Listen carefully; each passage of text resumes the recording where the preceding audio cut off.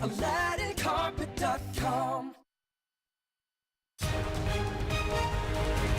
Good morning, America. The new alert as we come on the air. Families in California told to evacuate this morning. Fears of flooding and mudslides as multiple storms take aim at that area hit hard by wildfires. And the new warnings as the storms move east, bringing snow, ice, and rain coast to coast. Also this morning, new chaos as the government shutdown hits day 25. Airports bracing for more scenes like this from Houston to Atlanta as TSA agents call in sick. Checkpoints shut down again this morning at the world's busiest airport. New trouble for Republican Steve King. Calls growing for the congressman to resign from his own party after those comments about white supremacy. She was walking towards me, crying, saying, "You gotta help me, you gotta help me." Chilling new details in the kidnapping of Jamie Kloss. The 21-year-old kidnapper confessed to killing her parents before abducting Jamie, saying he targeted the 13-year-old after watching her get on a school bus. How he kept her captive, and the newly released 911 call from the moment she was found. Taking on toxic masculinity. The powerful new campaign for fathers and sons getting millions of views. What it takes to be a real man in the wake of Me Too, and why there is backlash this morning. And an ABC News exclusive, The Miracle on the Hudson. 10 years later, the hero pilot, Captain Sully, reuniting with the passengers he saved. Good to see you. All 155 people on board, including a 9-month-old, making it out alive. What they say is on their bucket list now. Live in Times Square, this is GMA with Robin Roberts, George Stephanopoulos, and Michael Strahan. And we do say good morning, America. One of the most asked questions I received, did you really see the landing on the Hudson? Yeah, I was in my apartment. I saw it, and I whipped out my binoculars. Not that I spy on my neighbors or anything. They happen to be right there on the windowsill. That doesn't happen to be there. But I remember and seeing them come out on the wing like that. But Amy had a chance to spend time with Captain Sully and reuniting with those passengers 10 years later. You used the word right there, landing. It was not a crash. He landed that on the river. Amazing. 10 years ago already. Yeah. I'm glad he did it, and everyone got off safely. We're going to see Amy talk about that a little bit later, but we're going to begin this morning with that series of dangerous storms slamming the West Coast right now. Mudslide fears are forcing mandatory evacuations in those areas that were devastated by wildfires just last year. And we're going to go right to Ginger, who has the latest. Good morning, Ginger. Good morning, Michael. Imagine being in your home. It's the afternoon, and all of a sudden a 12-foot wide wall of mud comes and takes out part of your home. That's what happened in Encino, California, and that's why we have warnings this morning and evacuations in both LA and Ventura counties. Now, on Interstate 5 on the Grapevine, shut down. Hundreds of cars were stranded from 2 to 4 inches of snow. At higher elevations, it was 10 inches of snow. So we've already seen this onslaught of moisture, and now we get more. So there's another bit today because we've already seen record rains in Burbank yesterday, winter weather advisories that go all the way into the Rockies. This area warned, but it is not the only area that's going to see the impacts from this slew of storms. You see the next one coming on shore here today, and then another one that'll come later in the week. They slide across the nation, and by this weekend, we're talking about snow and rain right here on the East Coast. We'll be tracking them as they make their way across, George. And we will get ready for it. Okay, Ginger, thanks very much. We're going to get the latest now on the government shutdown. 25 days in, no solution in sight, and the fallout growing more severe by the minute. This morning, more airports forced to close security checkpoints, leading to scenes like this as TSA workers who are not getting paid call out sick at double the normal rate. ABC Steve Osunsami is at the world's busiest airport in Atlanta. And Steve, the warning now, get to that airport early.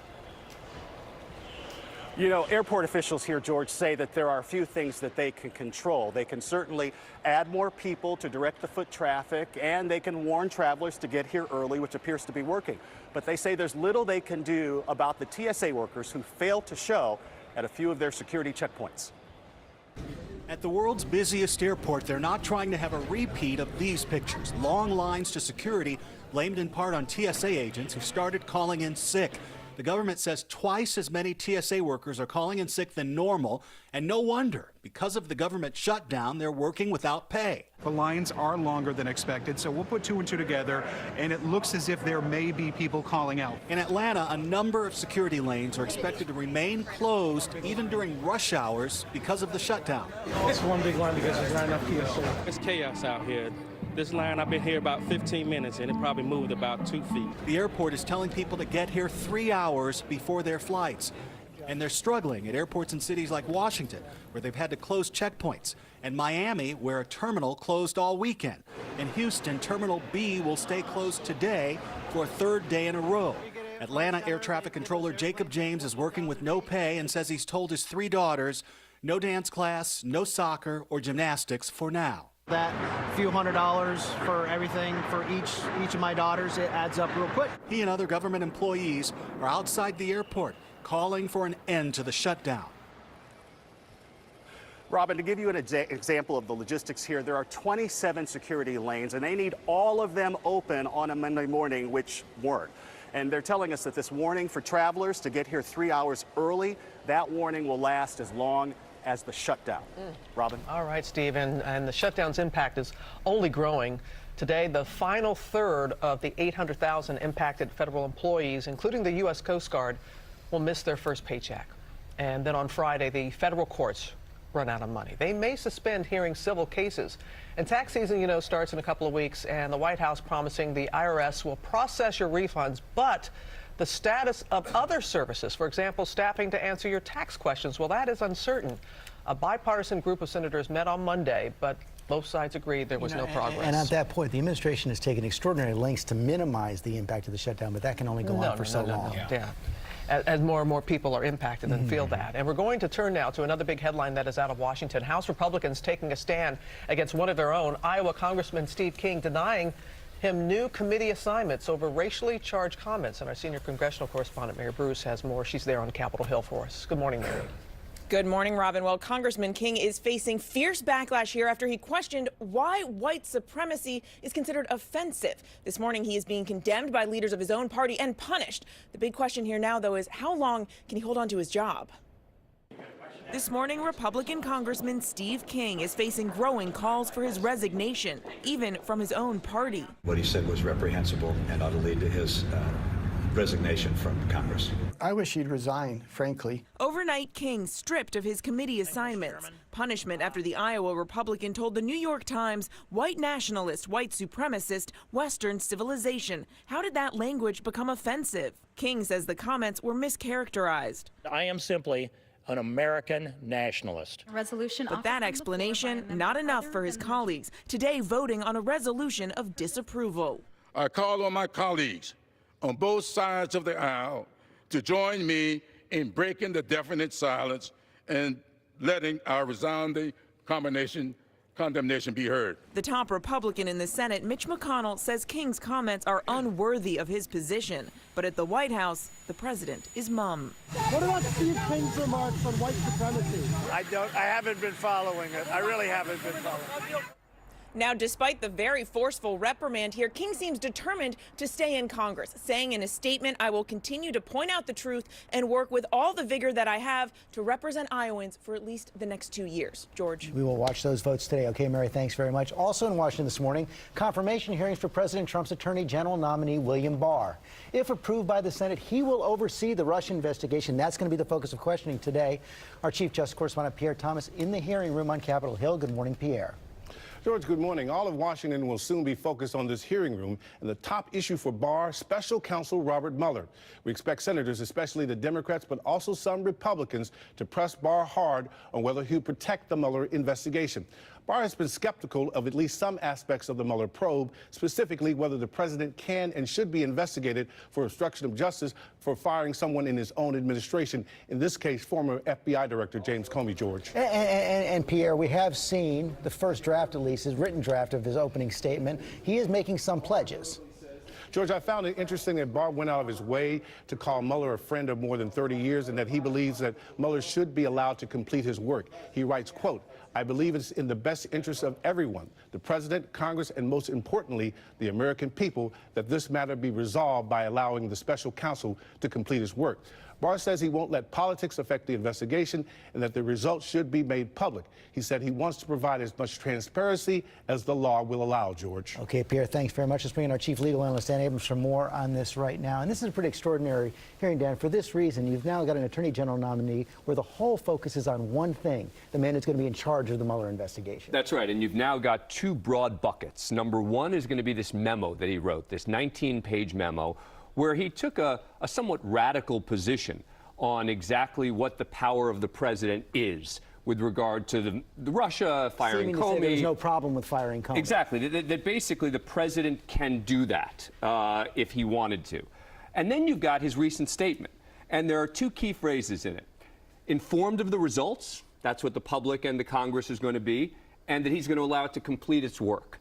But as lawyers, we always look at those words and we say, well, there's still some wiggle room here. Yeah, consistent with Consistent with the law. Does that mean he's going to allow the public to be informed of all the results? Does that mean he's going to allow Mueller to complete all of his work the way that he's pursuing it right now? Could there be changes? Those are the sorts of questions that we're going to hear from senators today. And he has so much power. You know, there's a new report overnight that Mueller went at President Trump's attorneys again and said, boy, we really want to talk to you. He rebuffed them again. It would be up to Barr, if he got confirmed, to decide whether they could subpoena the president. That's right. People forget, because Jeff Sessions recused himself. We always talk about Rod Rosenstein. This is now entirely going to be in Barr's hands. The questions of what do we do next if something like that happens? Are we going to subpoena the president? Robert Mueller could say, I want to subpoena the president, and then Attorney General Barr could say, no go, not going to happen. I don't expect to see that kind of showdown between them, but it certainly could happen. And it's all against the backdrop of this extraordinary revelation over the weekend that back in 2017, FBI so concerned that President Trump might be compromised by Russia that they opened up an investigation of a sitting president. Well, this ups the stakes, I think, for everyone. And the question becomes, is that something that's still on the table? Is that something that Mueller's still examining? We don't know. That may have been a short-term issue. That may have been something they looked at and dismissed. It may be something that's a focus of the investigation. One of the keys is, and we can't forget this, we simply don't know a lot about exactly what Mueller is doing. And that's the critical thing in evaluating what's happening. Most leak-proof investigation ever. Yeah. Yes, it should be. Yes, absolutely. Yeah. Absolutely. Thank goodness for it. Yeah. Thank you. We'll all find out together. That's right. We're going to go from that to the teachers' strike in Los Angeles, where tens of thousands of teachers are planning to protest again today after braving the rain Monday to march from City Hall to school headquarters. The teachers are calling for a smaller class size, higher pay, and more school nurses. Classes in the nation's second largest school system are expected to remain open today with substitute staff for the 600,000 students who are affected while the teachers are on strike. All right, Michael, now to that new campaign taking on masculinity in the wake of the Me Too movement. Gillette releasing a new ad that's getting millions of views and a lot of reaction. Gio Benitez is here with a closer look. Good morning, Gio. Hey, Robin, good morning. Yeah, the ad already has nearly 3 million views on YouTube, and that number is growing. Gillette is asking men everywhere to, quote, act the right way and take a stand against harassment and bullying. Boys will be boys. Boys will be boys. Boys will be boys. This morning, Gillette, the men's shaving brand that's been synonymous with manliness. Is this the best a man can get? Is it? Questioning so-called toxic masculinity with a new ad campaign in the wake of the Me Too movement. Bullying. The Me Too movement against sexual harassment. Masculinity. The male shaving brand that used the tagline, the best a man can get, for 30 years.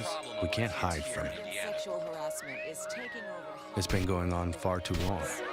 Is now also asking, what's the best a man can be?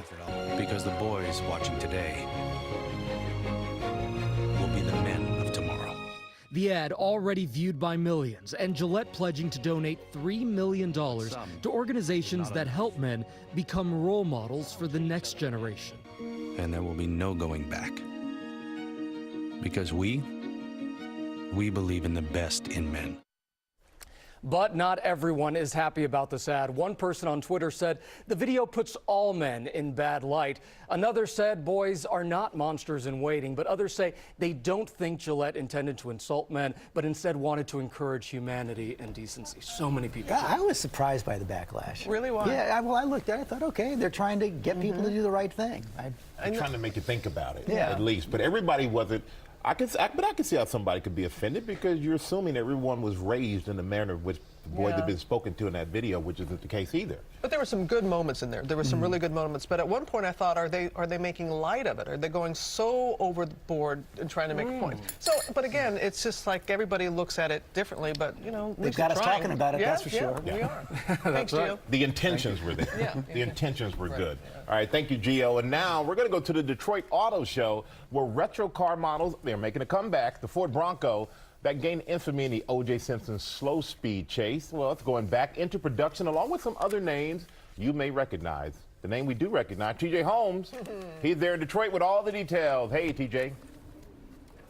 Hey, good morning, and I have a car deal for you this morning, Strahan. And the deal is, what if your first car could be your next new car? Yes, the first car you had in high school, maybe right after college, you could buy it brand new. Yes, more and more companies are going that direction and giving you that option here at the Auto Show because the throwbacks are making comebacks.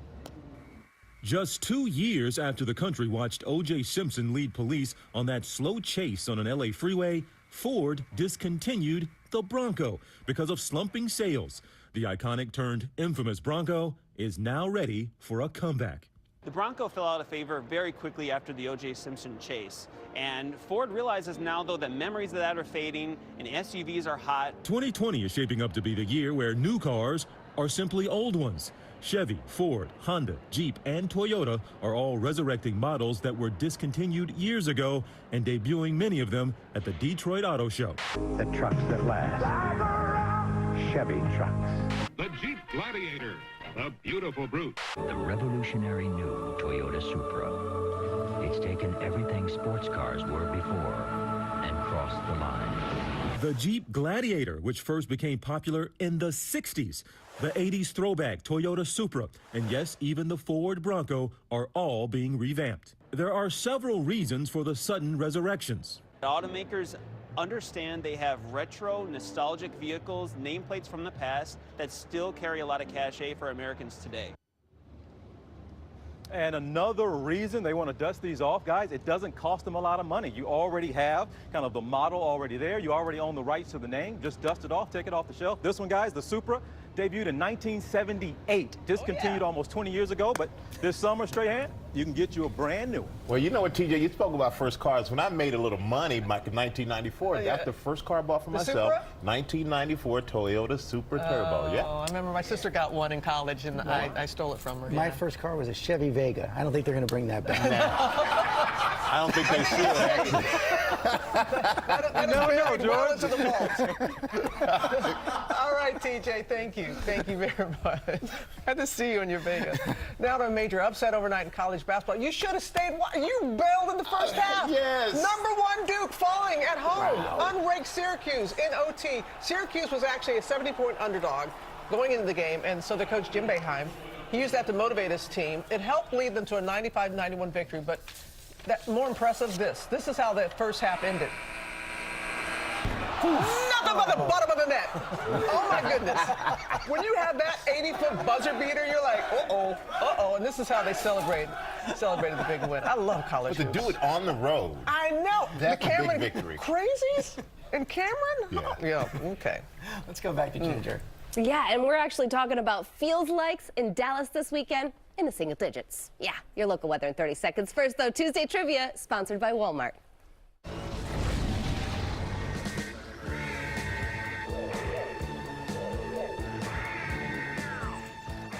You guys hungry?